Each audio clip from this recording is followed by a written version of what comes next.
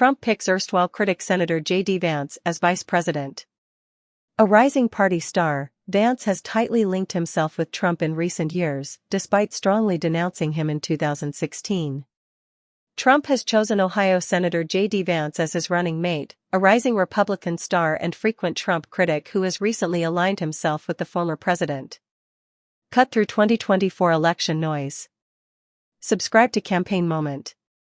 Trump announced his choice on Truth Social Monday afternoon. Trump said, "After lengthy deliberation and contemplation, and considering the outstanding talents of many others, I have concluded that the person most prepared to fill the job of Vice President of the United States is Senator J D Vance of the great state of Ohio." He lauded Vance's education and business experience. Later that day, Republicans nominated Trump and Vance at the opening of their four-day national convention here. Vance entered the convention floor with his wife, Usha. The crowd shouted J D Vance, 39, would be one of the youngest vice presidents if elected in November.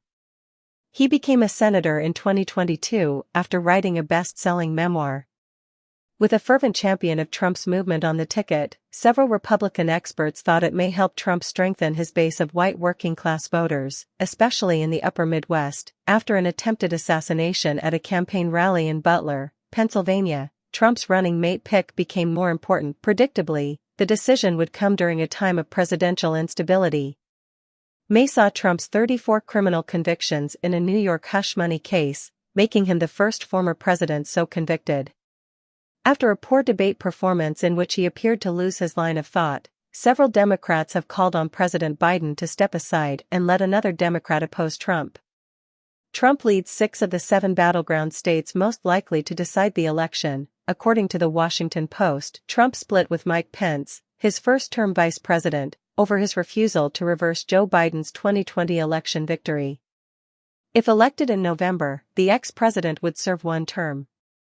He requested documents from at least 8 candidates and held unofficial auditions for many of them at campaign events.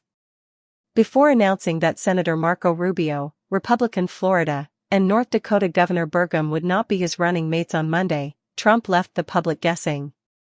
On Monday, Vance shook hands with delegates on the conference floor for so long that Merle Haggard's America First was played twice before he was presented on stage. Several convention participants added Vance to their Trump signs. Democrats quickly criticized Vance as Republicans praised the pick. Biden's campaign promptly criticized Vance for supporting Trump's phony claims he won the 2020 election and suggested he would reject legitimate election results like Pence. A clone of Trump on the issues, Biden remarked Monday of Vance. "I perceive no difference." A Biden-Harris campaign spokeswoman said Vice President Harris left Vance a message of congratulations. She welcomed him to the campaign and hoped they could meet in CBS News debate, the official said on condition of anonymity to disclose a secret call. Vance has been a prominent supporter of the former president, appearing on cable TV and outside the New York City courthouse during Trump's criminal trial this year.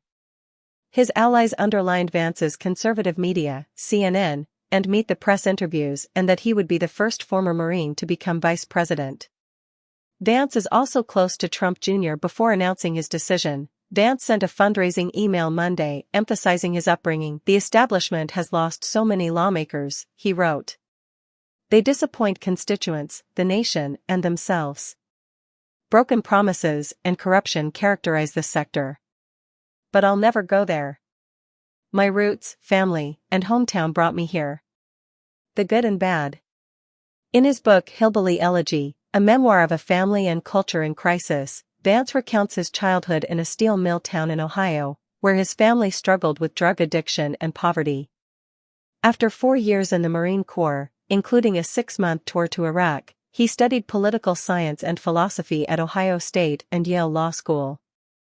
After working at a prominent corporate law company, he became a principal at billionaire Peter Thiel's San Francisco investing firm.